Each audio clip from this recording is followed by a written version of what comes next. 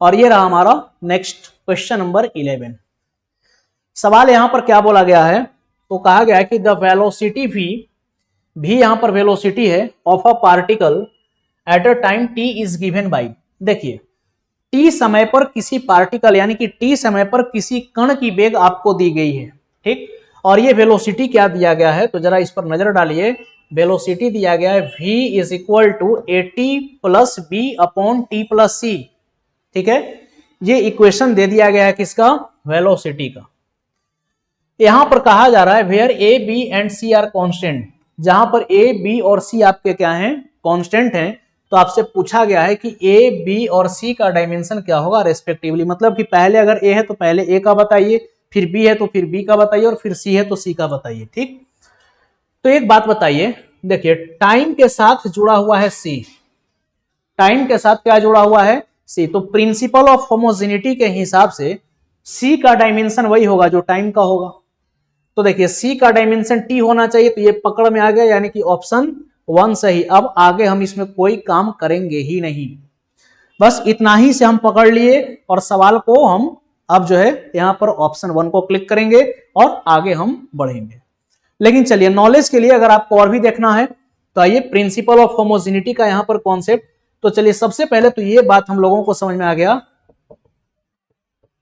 कि dimension of C is equal to क्या हो जाएगा, T।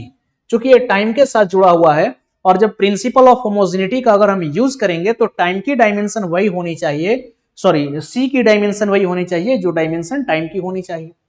अब आइए क्या हम बोल सकते हैं कि AT का डायमेंशन वेलोसिटी के बराबर होना चाहिए, तो AT बराबर V, तो A बराबर लिख सकते हैं V अपॉन T। तो V का डायमेंशन हो जाएगा LT माइनस 1, और T के लिए T लिखेंगे तो ये हो गया LT माइनस 2। अब देखिए A का डायमेंशन क्या आ गया, LT माइनस 2। देखिए ये भी मैच किया कि नहीं किया, बिल्कुल सही। अब आइए B का भी निकाल देते हैं, चलिए इधर लिख देते हैं नाउ।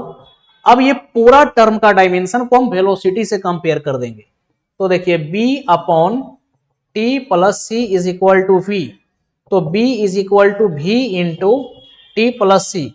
अब आइए तो B is equal to velocity का क्या लिखेंगे, LT माइनस 1, और इंटू ये T प्लस सी, तो C का भी तो T है, तो मतलब टाइम में टाइम को जोड़िएगा तो डायमेंशन आपका टाइम का ही आएगा, तो इसके लिए हम लिखेंगे टाइम। तो ये हो गया B का डायमेंशन सिंपली L, B का डायमेंशन सिंपली क्या गया, L।